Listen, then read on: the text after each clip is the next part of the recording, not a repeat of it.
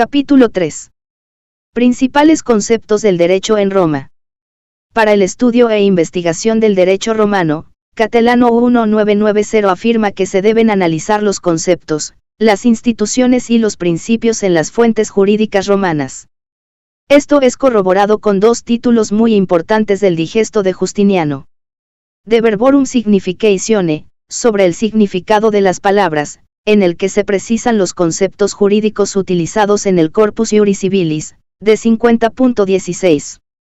Por ejemplo, se señala que, se deroga o se abroga la ley, se deroga la ley cuando se suprime una parte, y se abroga la ley cuando es suprimida por completo, derogatur legi, auti abrogatur, derogatur legi, quum pars detraitur, abrogatur legi, quum prorsus tollitu, de 50.16.102. De este modo, se plantea claramente la diferencia entre derogar y abrogar una ley, cuyo significado se emplea hasta nuestros días. De Diversis Regulis Iuris Antiqui, sobre las diversas reglas de derecho antiguo, que presenta algunas reglas que se aplican al derecho romano, de 50.17. Por ejemplo, se afirma que, lo que es nuestro no puede ser transferido a otro sin hecho nuestro, id, quod nostrum est, sine facto nostro ad alium transferri non potest, de 50.17.11. En aplicación de esta regla general, el dueño es quien puede transferir la propiedad de una cosa y no otra persona.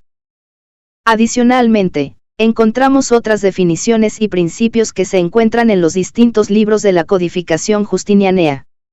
Con el fin de presentar con precisión y claridad cuáles eran algunos conceptos fundamentales en el derecho romano y poder entender su contenido, he escogido los que veremos a continuación. Si bien algunos se utilizan actualmente, tienen un significado distinto de aquel dado en Roma. 1. Aius. El aius era entendido como derecho. En el Digesto, Celso lo definió como el arte de lo bueno y equitativo, de 1.1.1 piar. Inicialmente, era el conjunto de normas interpretadas y aplicadas por los colegios sacerdotales, vinculadas con la religión en Roma. Por ello, se afirma que, en épocas arcaicas, el fas, norma religiosa, incluía al aius. Dentro del concepto de aius están tanto el ordenamiento jurídico como los derechos subjetivos. En la génesis de las civites, comunidad de ciudadanos, el aius se afirmó sobre los grupos menores, tribus, gentes, familiae. Hay una progresiva individualización del derecho frente a la moral y la religión. Al revisar las fuentes jurídicas romanas se pueden encontrar varias acepciones del aius como ordenamiento jurídico o derecho positivo, cuyo ejemplo es el aius civile, de 1.1.7 piar, el derecho subjetivo o facultad como ilustración, el aius utendi, el lugar donde o ante quien se administra justicia, de 1.1.11, y la posición jurídica successio in locum et in aius, el heredero sucede en el lugar y derecho del causante, de 8.4.13 piar. En la época imperial, se denominó iura, en plural, a los escritos de los jurisprudentes, para diferenciarlo de las llamadas lex, constituciones imperiales. 2. Justitia.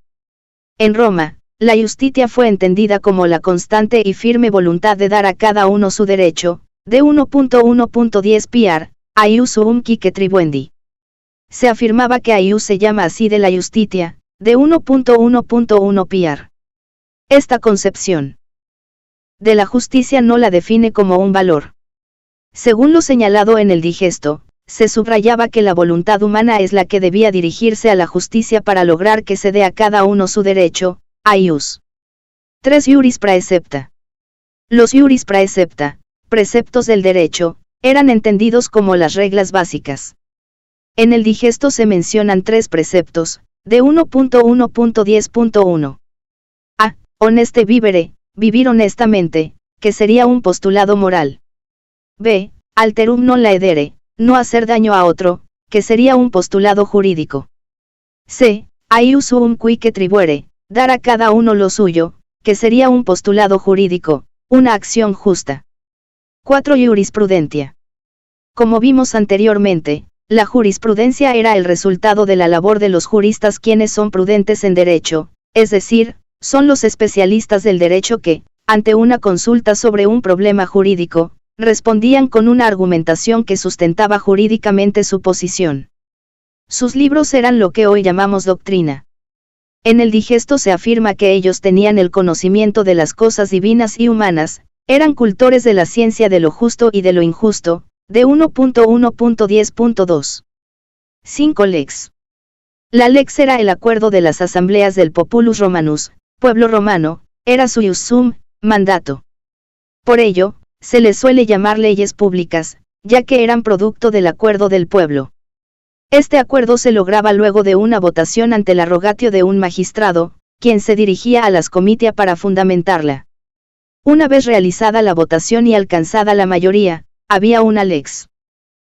Un punto importante a tener en cuenta es que la lex no requería estar escrita, de 1.1.6 PR, ni ser promulgada por otra autoridad para entrar en vigor, ya que se aplicaba desde el momento en que había un acuerdo del pueblo romano en las asambleas populares.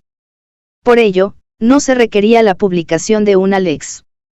Las lex, leyes, de las asambleas populares se aplicaban al pueblo romano y a quienes se encontraban en el territorio romano. En Roma, las asambleas populares podían llegar a acuerdos generales, en algunos casos, se aplicaba a una persona.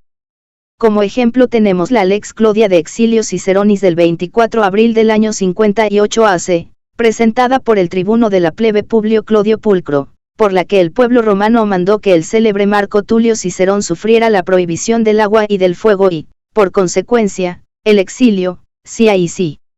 Dom 47, Velitis Beatis UTM Tulio Aqua it igni interdictum sit, por sus actos frente a la conspiración de Catilina. Esta sanción afectó su ciudadanía y también su patrimonio. Además de la ley acordada por el pueblo romano, se encuentra en las fuentes jurídicas una referencia a la lex privata, es decir, al acuerdo entre particulares que se expresaba en una determinada cláusula. En el Digesto tenemos algunos ejemplos de lex privata, como el siguiente.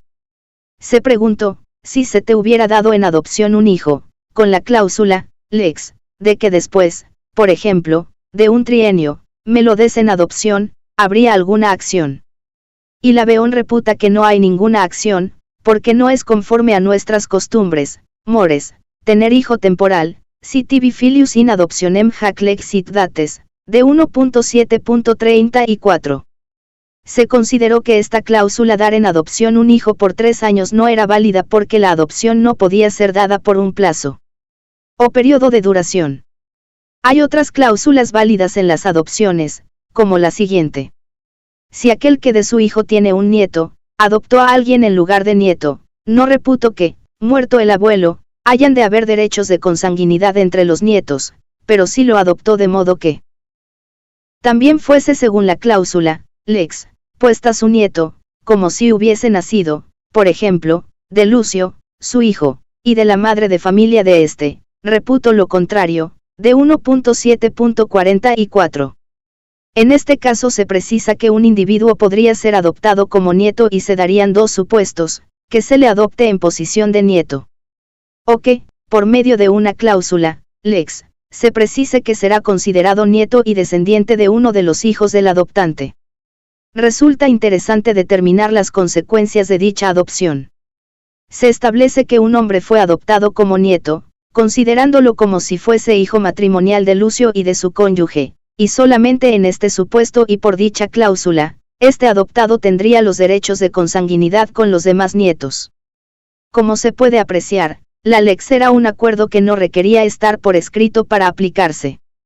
Si bien se conocen más las leyes públicas, también existió la lex privata entendida como una cláusula. 6 Aius publicum. Etimológicamente, público proviene de la palabra latina populus, pueblo. Cicerón definió al pueblo como una muchedumbre de individuos que se asociaban para lograr fines comunes. De Repu Venero del 39, populus autem non amnis hominum coetus quo modo congregatus, sed coetus multitudinis iuris consensuiti utilitatis communiones sociatus. No se refería a una persona jurídica que representara al pueblo romano. Por ello, es anacrónico afirmar que existió un Estado en Roma. En el Digesto, el aius publicum se refería al estado de la cosa romana. De 1.1.1.2, quod attestatum Mariae Romanae spectat, que tenía utilidad pública. La traducción de este fragmento por Álvaro de Ors 1968, señala que, además de los bienes públicos, también se aborda la gestión pública. En relación con el origen o fuentes de la ius publicum, estas eran las lex publicae, los edictos del pretor, senado consultos, constituciones imperiales y las costumbres. En cuanto a su contenido, eran de ius publicum. La organización y gestión de la ciudad, res publicae, según Cicerón, Statum Mariae Romani para Ulpiano, la gestión de los tributos, las cosas sagradas, los magistrados y las relaciones con otras comunidades, los delitos públicos, crimina, y el proceso penal, las disposiciones sobre testamentos, entre otros. Con respecto al interés, utilitas, primaba el interés del pueblo romano, general o social, frente al individual. Frente a la derogabilidad de sus normas, el ius publicum estaba compuesto por normas imperativas que no podían ser derogadas ni incumplidas por los individuos. La dicotomía entre ius publicum e ius privatum surgió a fines de la República con Cicerón, siglo I AC.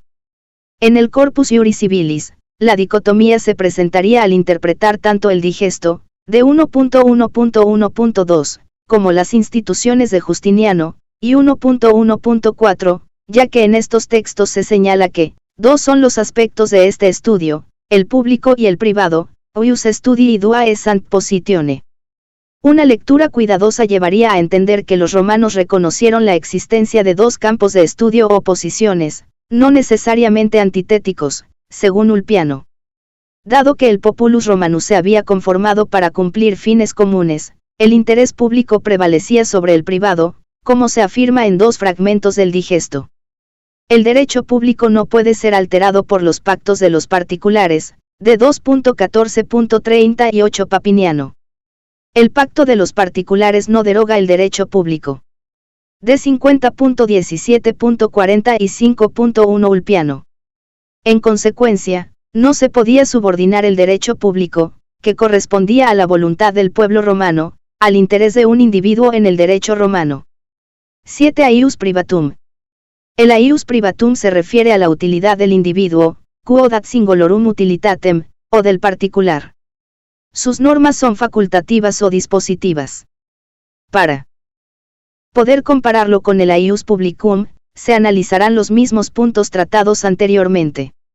En relación con su origen, el ius privatum se encuentra en los acuerdos y las obligaciones de los particulares.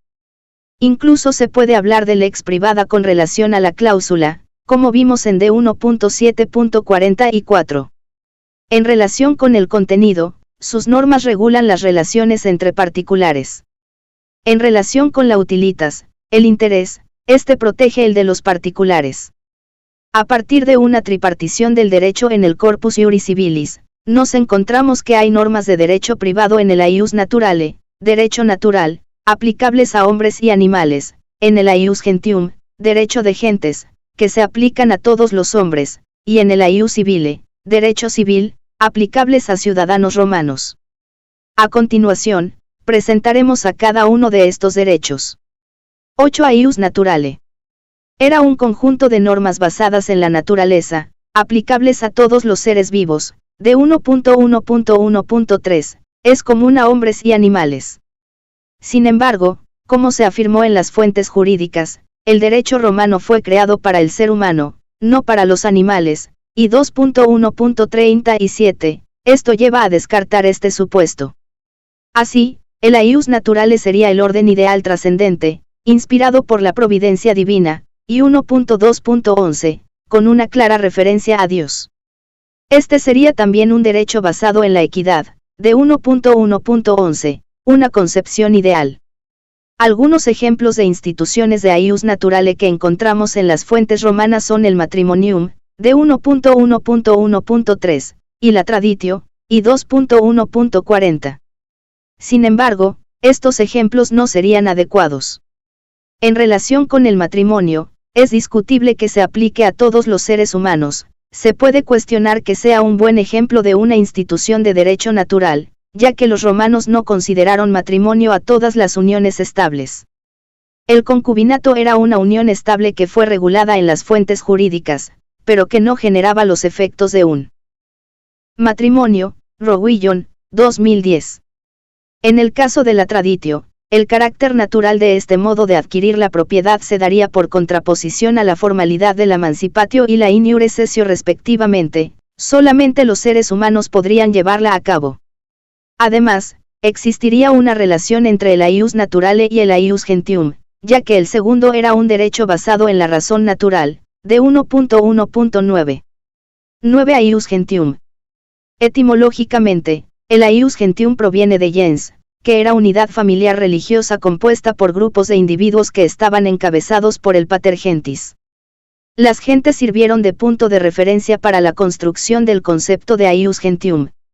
Según Serao 1984, la fase del aius gentium se inició aproximadamente en el 201 AC y se desarrolló hasta el 235 DC. Esta coincidió con el periodo de expansión romano. Sin embargo, hay evidencia de la existencia del aius gentium desde los primeros siglos de Roma, como se señaló en la ley de las 12ª tablas, tab 2.2. El aius gentium era un derecho común a todos los pueblos que se basaba en la naturalis ratio, pues los seres humanos, pese a su diversidad cultural, mantienen ciertos elementos y características comunes.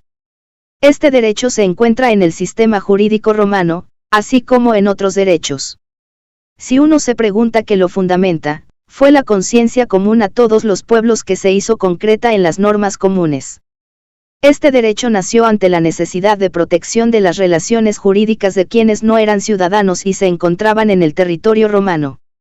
Justiniano y entendió al aius gentium como una parte del sistema jurídico romano y válido para el orbis terrarum, todo el mundo, en el digesto, de 1.1.9, como antes lo había afirmado Gallo, Gai. Y 1. Un punto importante a tener presente es que la validez y vigencia del aius gentium no dependía de su efectividad, es decir, su incumplimiento por algún pueblo no lo afectaba. Además, no requería estar recogido expresamente en el derecho positivo. Por su parte, la naturalis ratio era el principio de la razón universal, inmanente a la naturaleza y de observancia absoluta, que no podía ser desconocido por los hombres que habitan los pueblos del orbe. La razón civil no podía ignorar ni corromper los naturalia iura, de 4.5.8. Con el desarrollo de Roma y pese a la casi desaparición del peregrinus, el aius civile y el aius gentium tuvieron una importante relación. Este último brindó conceptos e instituciones al derecho de la ciudad para hacerlo más dinámico, menos formal y más universal. Dado que ambos participaban del sistema jurídico romano, encontramos lo siguiente. El aius gentium se encuentra en el aius civile, de 1.1.9, no es necesario incorporar el aius gentium al derecho interno, aius civile, pues ya está contemplado en este, Cicerón, de Of 3.17.69. El fundamento es que la comunidad entre todos los pueblos es la naturalis ratio, de 1.1.9. No hay una identidad entre aius civile y aius gentium, de 1.1.6 PR, ya que tienen conceptos, instituciones y principios propias. Sin embargo, hay normas comunes al aius gentium y al aius civile, como la esclavitud y las obligaciones, de 1.1.5. Hay normas propias del aius civile como las justas nupcias y la patria potestad, las que no fueron aplicadas a los peregrini. Por lo anteriormente mencionado, se puede afirmar que el aius gentium en Roma fue un derecho común, sin ser el equivalente al derecho internacional público, pues no surgió de la voluntad de los estados. 10 aius civile. Se debe tener en cuenta que, civil, es un adjetivo que proviene de la palabra latina civites, comunidad en la que se agrupaban los romanos, civs romani. Desde la fundación de Roma, 754 AC, la ciudad tenía un derecho propio. Al inicio, se llamaba aius quiritium, hasta la ley de las 12ª tablas. Quiritium era un término que se derivaba del dios Quirino, el que tenía origen sabino. Este se aplicaba a los hombres ciudadanos romanos, a quienes se les conocía como quirites. El aius quiritium fue consuetudinario en sus orígenes y era interpretado por los pontífices. Cuando el patriciado admitió que la plebe tenga mayor participación política en Roma, fue reemplazado por el aius civile romanorum, derecho civil de los romanos. Al conjunto de ciudadanos romanos se les llamaba populus romanus quirites. resulta pertinente precisar algunos términos relacionados a la ius civile. Urbs fue la ciudad entendida como un espacio geográfico donde habitaban los ciudadanos romanos y aquellos que no lo eran. Civites fue la comunidad de ciudadanos romanos. Cives Romani, la ciudadanía, se relacionaba con el populus romanus. Orbis fue el territorio romano identificado como mundo, orbis terrarum, en el que vivían los seres humanos. En cuanto a las fuentes de la ius civile, estas fueron las costumbres, las leyes, la jurisprudencia, los plebiscitos, con auctoritas patrum, los edictos del pretor, los senadoconsultos y las constituciones imperiales, de 1.1.7 PR.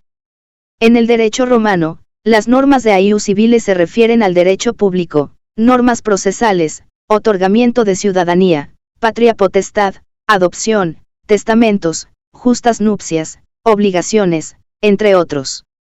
Estas no son entendidas como disposiciones de derecho privado.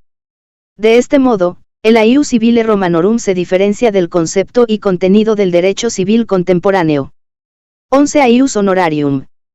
El ius honorarium, derecho honorario, era aquel que se conformó gracias al ejercicio de la jurisdictio del pretor a través de sus edictos. En la medida que el pretor debía establecer las actions en los procesos civiles, cada actio protegía un derecho.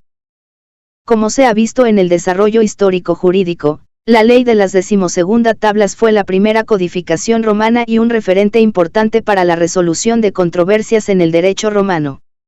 Como expresión de la ius civile en Roma, esta ley fue estudiada y comentada, así como aplicada a lo largo de muchos siglos. Sin embargo, la aplicación de sus disposiciones resultaba a veces inadecuada o injusta. Frente a ello, la labor del pretor fue fundamental para poder evitar las injusticias y plantear respuestas más allá de la ley de las 12ª tablas y de las demás normas de la ius civile. En el digesto, se presentan claramente los tres supuestos en los cuales el pretor actuó, para ayudar, corregir o suplir el derecho civil. Derecho pretorio es el que por razón de utilidad pública introdujeron los pretores, para ayudar, o suplir, o corregir el derecho civil, el cual se llama también honorario, habiéndose denominado así por el honor de los pretores, adiuvandi, vel supplendi, vel corrigendi iuris civilis gratia, propter utilitatem publicam, de 1.1.7.1. Aunque no tenía facultades para derogar las disposiciones de la ley de las 12ª tablas ni las normas de otras fuentes del derecho civil, el pretor podía mejorar lo establecido en dicha norma, corregir la rigidez o excesiva formalidad que llevaba a una aplicación injusta, e incluso suspender la aplicación de la ius civile y corregirlo, reemplazarlo. Es innegable la importancia que tuvo el ius honorarium en el desarrollo del derecho de Roma, ya que permitió hacer más justa la aplicación de la ius civile. Esta función, a través del ejercicio de la jurisdictio del pretor, hizo que juristas como Marciano afirmaran que el derecho honorario era la viva voz del derecho civil, de 1.1.8. Como se puede apreciar, estudiar el derecho romano requeriría abordar casi todas las ramas del derecho, tales como civil, constitucional, penal, tributario, administrativo, público, procesal, mercantil, etc. Sin embargo, esto no será posible en este libro. Luego de revisar los principales conceptos del derecho romano y haber precisado su contenido, presentaré los principales términos, conceptos, instituciones y principios que se utilizaron en 4 temas que he elegido: las personas, la familia, las cosas y las obligaciones. 12 preguntas. 1. ¿Qué era el ius en el derecho romano? 2. ¿Qué era la lex? 3. ¿Cuál era el contenido de la ius civile en el derecho romano?